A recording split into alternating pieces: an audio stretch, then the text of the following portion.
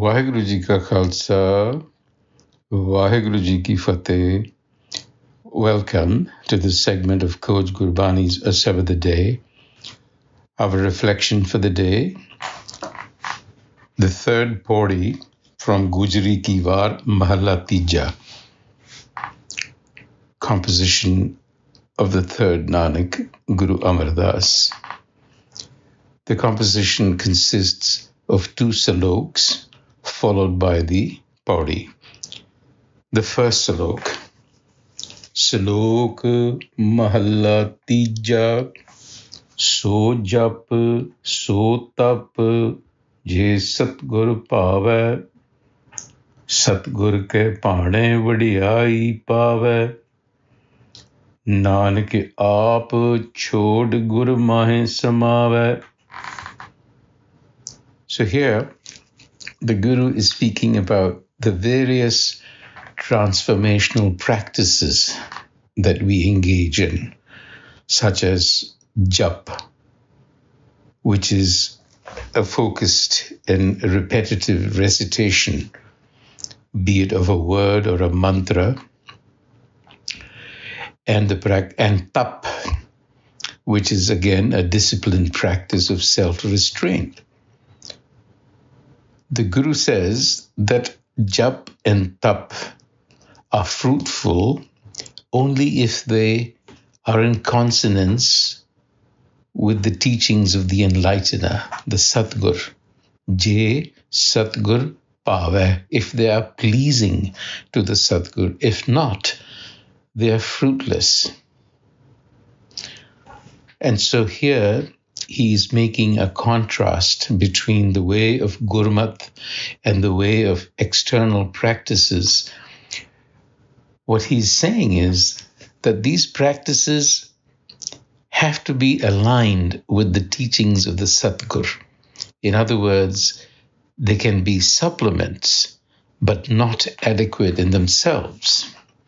Because essentially the problem is one of Nanak aap chode gur mahe samave. You have to let go of yourself, aap chod, which means you have to let go of the ego.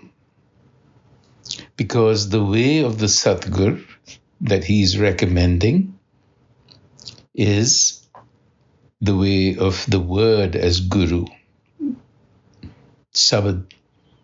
And so the key to transformation is not practices like jap and tap, but ego loss, aap chod. So those practices could sometimes actually strengthen the ego, the sense of self doing something. Whereas Sabad Guru requires you to submit yourself, aap chod, gur mahe samave, to lose yourself in that gur that is within you, that principle of knowledge, of wisdom that resides within you at the center.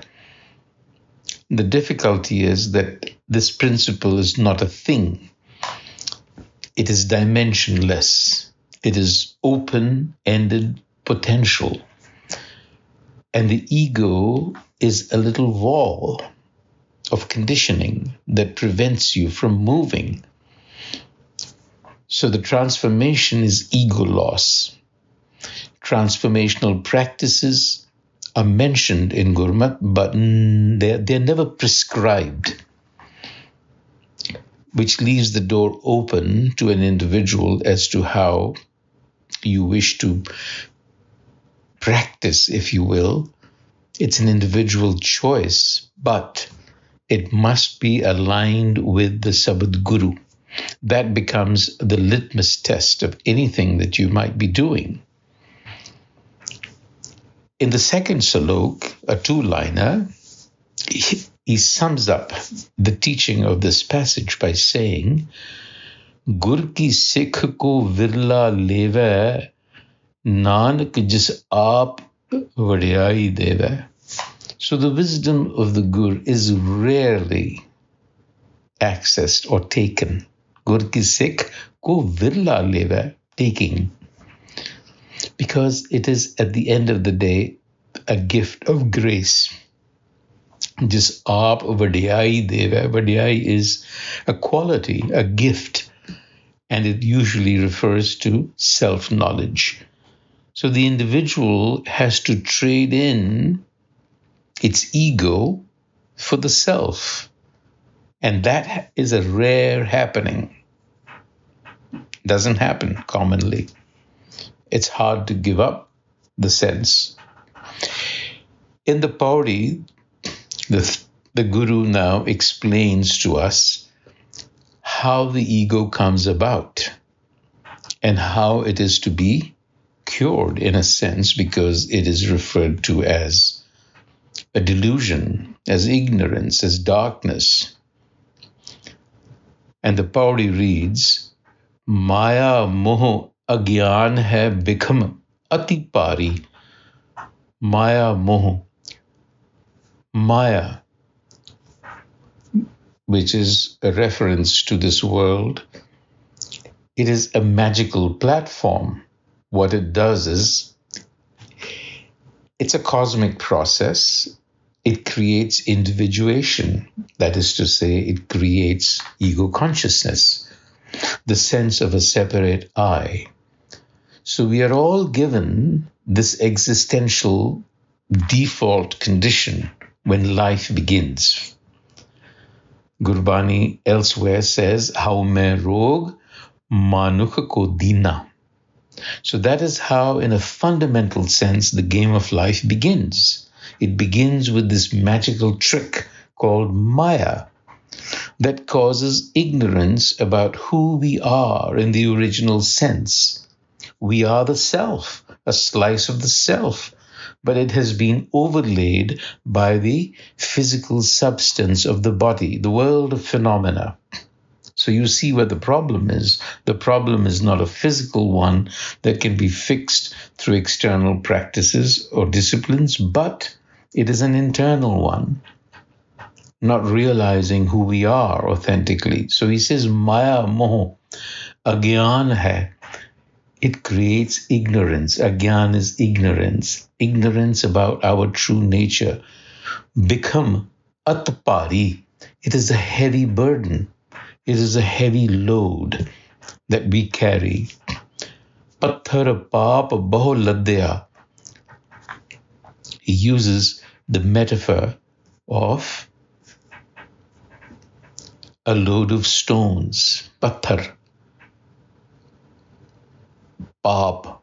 Paap is a crooked path. In other words, we are carrying a load of stones, a burden, and walking the crooked path because we are ignorant.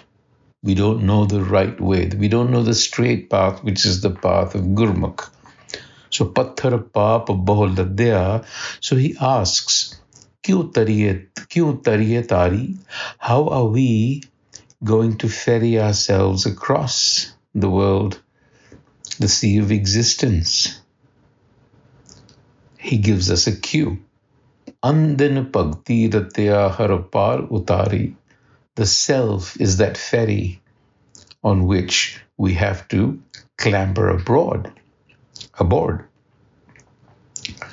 That is what will carry us across. So therefore, get on to that ship.